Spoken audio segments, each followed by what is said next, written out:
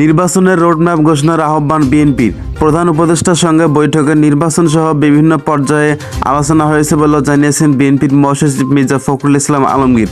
তিনি বলেছেন, বৈঠকে নির্বাচন কমিশনের সংস্কার, নির্বাচন ব্যবস্থার সংস্কার বিষয়ে তুলে ধরা হয়েছে। শনিবার 5ই আগস্ট বিকেলে প্রধান উপদেষ্টার বাসভবন যমুনায় বিএনপির প্রতিনিধি দলের সঙ্গে ডক্টর মোহাম্মদ ইউনূসের বৈঠক অনুষ্ঠিত হয়।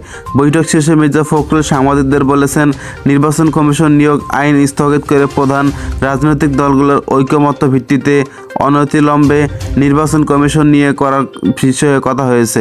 বিএনপির পক্ষ থেকে আগামী নির্বাচন কবে হবে তার একটি রোডম্যাপ ঘোষণা দিতে প্রধান উপদেষ্টাকে আহ্বান জানানো হয়েছে।